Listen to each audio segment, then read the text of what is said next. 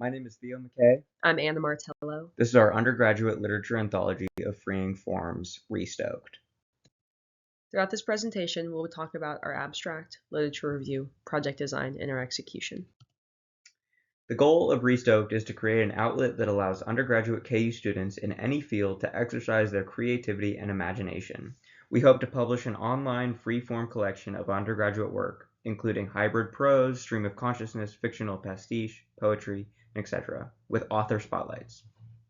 Embracing the spirit of KU undergraduate humanities, students will be given the opportunity to contribute to a project that wants to celebrate the differences and perspectives of their peers. Throughout the collection, the project will strive to bring experience and opportunities to unpublished writers on an established literary platform, giving emerging students an accomplished foundation for maturation and excellence. The project will additionally foster a community of undergraduate creatives that reinforce confidence and interest in imaginative work. Expanding beyond a strict rubric, the project will be influenced by the writers' creative liberties and personalities. The aspiration for a student anthology will be to emphasize the brilliance and unfiltered imagination that flows through the undergraduate students at the University of Kansas. My partner and I will have the goal of upholding the integrity and work of each applicant so that the project will be able to grow constantly and work to the best of its abilities.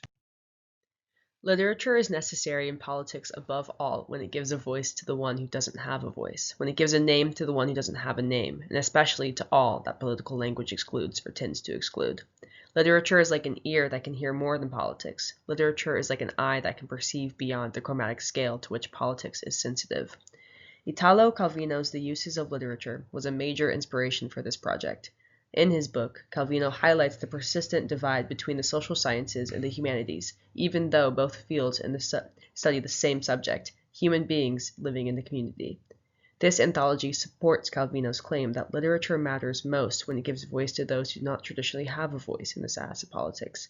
It also affirms literature's unique ability to heighten our perception of our senses, drawing our attention to the beautiful things we often overlook when going about the business of everyday life. The guiding question, then, is this: how can literature unpack the experiences of the excluded and demonstrate the importance of representing them? An anthology is a collection of select writings by various authors, usually but not always under the same theme. There are several annually published anthologies. One of the most notable of these is the Best American Series.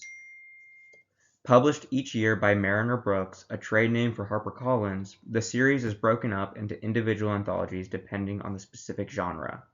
The extensive decision process has accredited the Best American Series as one of the most respected and favored anthologies. As an aesthetic model for digital access and composition, Flash Fiction Online serves as inspiration.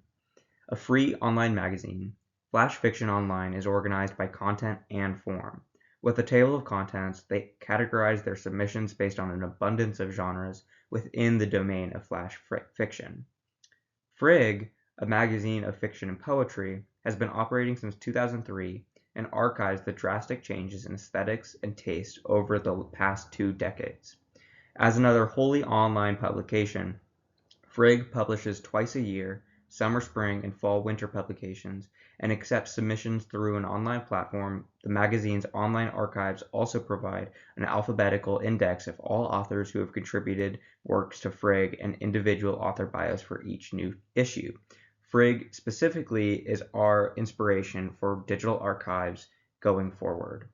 Started in 1986 as a way to publicize activities of Harvard's Lamont Library and share literary news to the students, the Harvard Review has grown to publishing everything from poetry and literature to book reviews.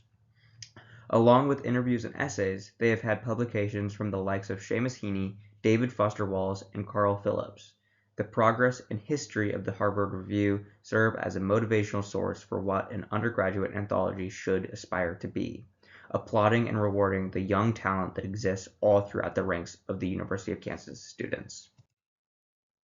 In order to make the submission process easy for me, my partner, and the authors, we launched a portal to a form where all submitted work will be uploadable, along with preferred name, pronouns, major, minor, and a brief list of submitted works. After the submission deadline, both of us took 2 weeks to thoroughly discuss the works I had noted and form a final list of the works accepted. Once we had a final list, the approved pieces were given more extensive feedback/revisions, and all returned work had both copy editors' comments. The structure of the anthology was critical to our proposal. As a project associated with free-form content, the ideal composition is in alphabetical order while also having the different literary genres listed so that we respect the creative expressions and interpretations of the pieces. I emailed each accepted author and gave them a notice that their work had been accepted and should expect to receive a copy with both partners' comments and critiques. The author had 2 weeks for revisions and editing. I also requested they send us a maximum of 250-word author bio in which they talk about their motivation for writing the piece and background on how they ended up at KU, and the impact that taking classes in the humanities or personal creative projects have had on them.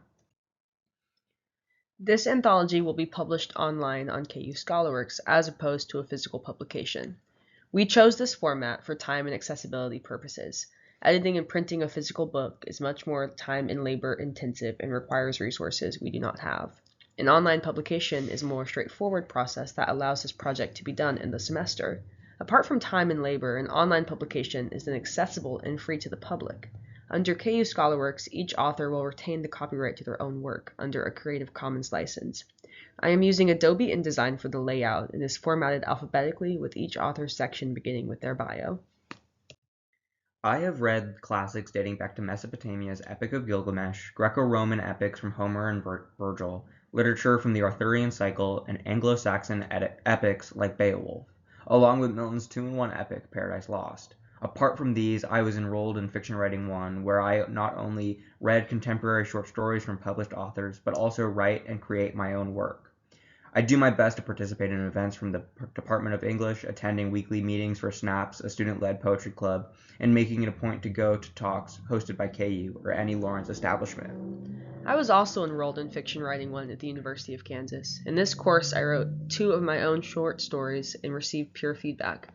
I think it's essential to know the writing and editing process, since this knowledge is what I will be utilizing during the process of this project. Since starting college, I've immersed myself in the studies and developed my understanding and appreciation for literature and the arts. By engaging with my coursework and also participating in SNAPS, I have gained essential analytical and editing skills that will be useful as I continue my career in English. With this knowledge I have obtained, I am confident that I am well prepared to carry out this project. We have been fortunate to learn about many publishing opportunities this semester and have decided to go with KU ScholarWorks and use InDesign for the layout application.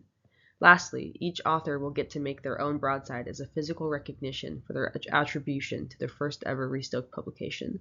Going forward, we plan on making Restoked an annual publication under the University of Kansas with help from our mentor, Paul Alka.